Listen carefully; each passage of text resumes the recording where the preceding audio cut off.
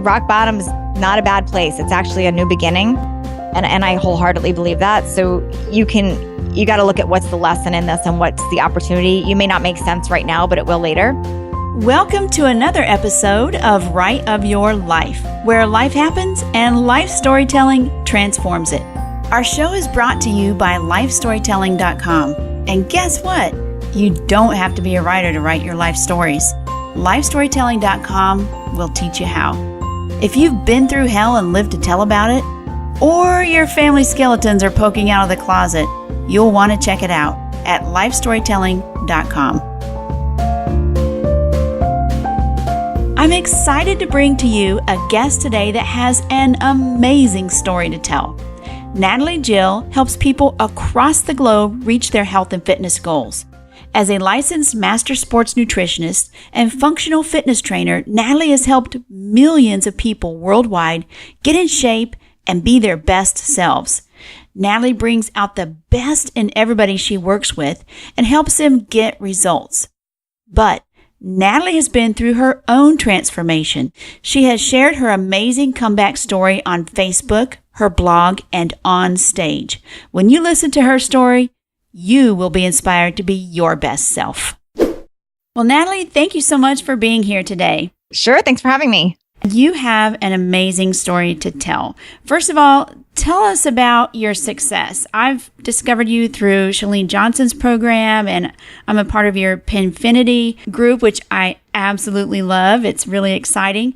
But tell us about all the successes in your life first. Sure. It's funny. I don't really think of myself as somebody that's ultra successful. I just feel that I'm somebody that is fortunate enough to live the life that I want now and share with others how they can empower themselves to do the same.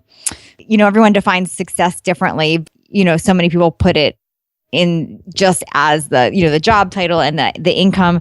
And I don't even look at myself that way. I just feel, to me, success is if you are able to live a life that you design and you can spend your time how you want and it can help others. And that I feel I am doing right now. Fabulous. Thank you so much for doing that, because you are helping millions of people.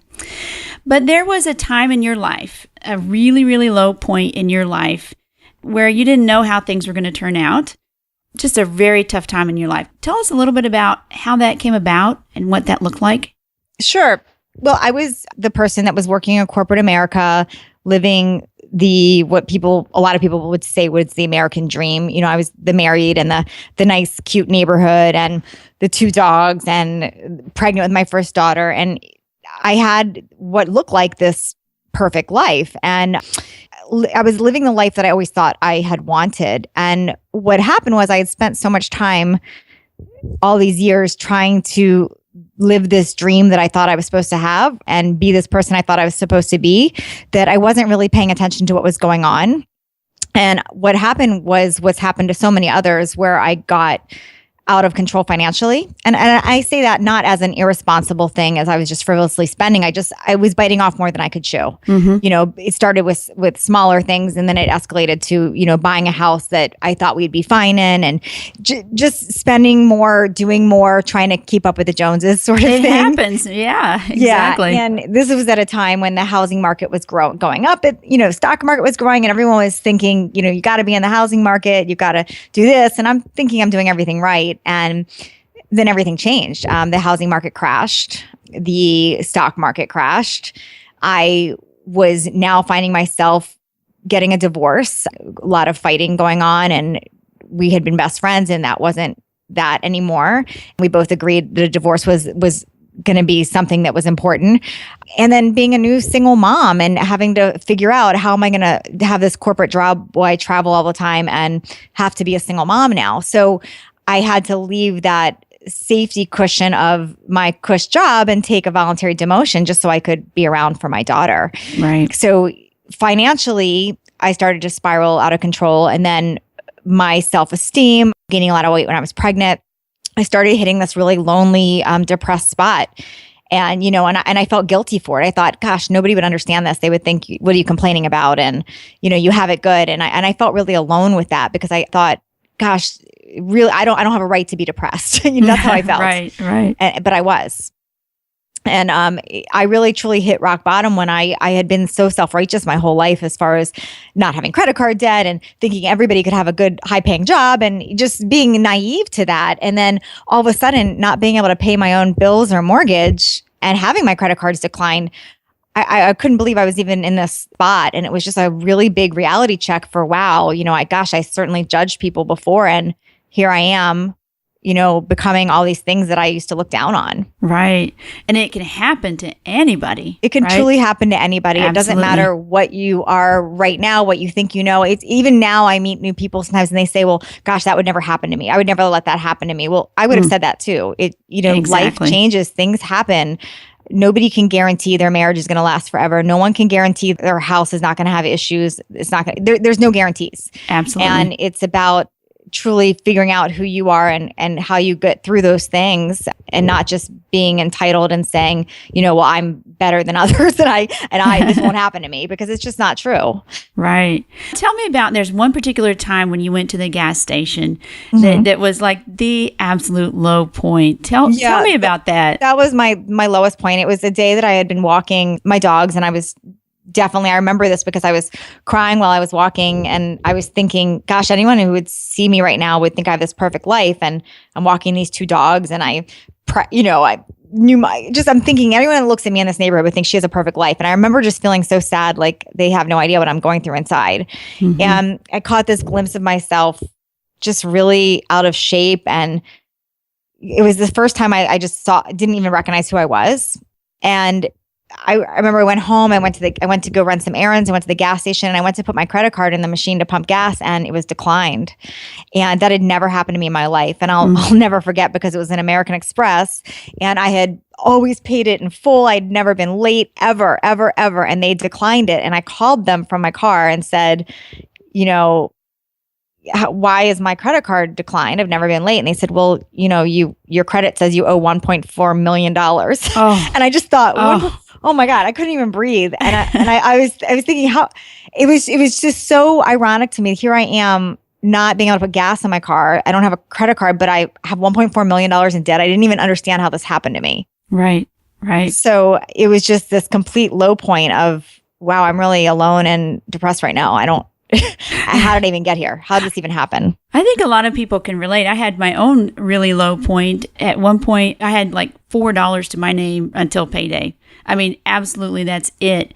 And I had to make a choice. Do I put gas in my car and go to work the next day, or do I walk to work and go get milk for my newborn daughter? Yeah. And you have to make those decisions. And it's crazy because I felt like anyone would look at me. Here I am, and it wasn't a nice car. I'm dressed nice. I have this job that pays very well, and I'm in this situation. Like, how did that even happen? Right. And it was just bad decisions that I had made. Yeah. And I had to fix it. So that was a turning point. And what did you start doing after that? Because you live the life that you want, and you're happy, and you're healthy, and you're fit, and you're helping so many other people. How did you get from that low point to where you are now? It's sort of happened by accident, but this is my advice I would tell anybody now. I spent my whole life pretending to be somebody. I spent my whole life trying to fit in, have the job that I was supposed to have, be the perfect employee, be the perfect friend. I just had to be this pretend person. And it wasn't until I really became real. It sounds so funny, but it wasn't until I was really real and vulnerable and admitted I wasn't perfect and asked for help, just started being me, that my life started to fall into place. I feel like it was a big, great lesson for me, because in that dark hour when I was so depressed and I made a vision board of what would I love my life to be like, I just sort of decided just to move in that direction and be me. And it sounds so funny, but I think so many people get lost in who they actually are and what their interests are. And they're so worried about what other people are going to think, or very true, what I'm supposed to be, or I'm going to disappoint somebody. And I just let all that go, really, because I didn't have a choice. I was so down. I didn't have a choice. Right. And then you started sharing some things through a blog, a little bit down the road, pieces of yourself. How did that? Yeah, I started with Facebook actually, and Facebook was newer. It wasn't as popular as it is now. And, I had a few hundred acquaintances on Facebook and friends, and I started just sharing a little bit more of my day. Like now it's sort of the butt of jokes, people that share their food on Facebook. But right then I was probably one of the first on the leading edge. I started sharing I had an album I called What I Eat. And I would share what I'm eating. And what was funny is people were interested. They said, how are you eating this? Or what are you eating that? And then that sort of gravitated into me sharing what I'm doing for my workout. Or it was sort of my way of getting support and connecting with people. I was doing it for me, really, initially. But what I found was so many other people connected with me that way and were interested and were asking questions and sharing their stories. And I sort of developed this community on my Facebook page, and people started asking me for recipes and, well, how did you do this? And I wasn't even looking at it as a career or a job. I just was sharing what I was actually really doing. I wasn't trying to sell anything. I wasn't trying to pretend to be anyone. I was just sharing what I was doing. And that's being authentic. And you've carried that all the way through. I always say, when in doubt, just tell the truth. Yes. And it makes me not nervous about anything, because I know if I just tell the truth, what's going on in my head, you can't go wrong. It's your truth. Right. And I've really lived that. I used to in corporate America, I remember I'd be presenting to a group, and I would work for days on my perfect intro and how I'm going to transition my slides. And, it was just like this perfect canned presentation. And I don't do that anymore. I go out and I say what's on my mind. I mean, I know where I'm going with my talk, but if I'm feeling nervous, I say, hey guys, I'm feeling nervous right now. I just tell what's on my mind, and that's real. Gosh, that's so... people appreciate that. And I feel like a huge weight has been lifted from me because I am being me. Absolutely. Was it embarrassing though at first to share your story when you first started sharing, here's what's happened to me and I didn't just magically get here. I went through some bad stuff. Yeah, there's definitely, I shared it authentically initially on my Facebook, and I wasn't embarrassed because I just didn't care right then. However, when I changed things into a business, it was funny how I started to go back to old habits. Right. Of I have to be this perfect person and I have to look polished and this and that. And it was really interesting because I had launched our business. We were growing, we were selling, and all of a sudden we had this year where we were not really growing. Sales were going down. My following had sort of kind of stagnated. And I finally had this epiphany of that was why. That people connected with me initially for being me and authentic. And now I'm trying to be what I think people want me to be. And that's not going to work. Right. Absolutely. And I reversed it back, and that reflected. And I had a lot of great mentors that came into my life, like my friend Shalene Johnson, who has been hugely inspirational in that. I mean, when I met her, she was so interested in my story, and she really encouraged me to share that more. And it felt so funny initially, but it's almost addictive once you start doing it, because you realize how helpful it is to others. Well, it's very freeing to be able to share, because you start to realize how many people have the same issues that you have or had. Yes. Right? And, I always said there's a difference between the person that you say, hey, how are you doing? And they say, oh, life is horrible. My cat died. My, husband left me. I'm miserable. I'm broke. And like, you just kind of don't know what to say to them. Right. But then there's the person that says, I went through this crap that happened and I turned it all around and now I do this. That's motivating. Exactly. And it's not complaining, and people are interested in that.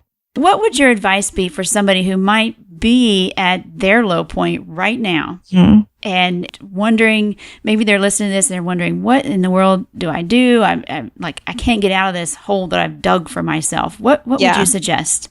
Well, first, know that rock bottom is not a bad place. It's actually a new beginning, and there's that quote, rock bottom is the perfect place to rebuild. Right. And I wholeheartedly believe that. So you got to look at what's the lesson in this and what's the opportunity. You may not make sense right now, but it will later. So know that first. And what I did, the truth of what I did was I sat down one day and I made a vision board. I made a vision board of what in my dream world I'd want my life to look like. And I just didn't filter it. I just picked things out that I thought would make sense for my life. What would I want? What would my fantasy be?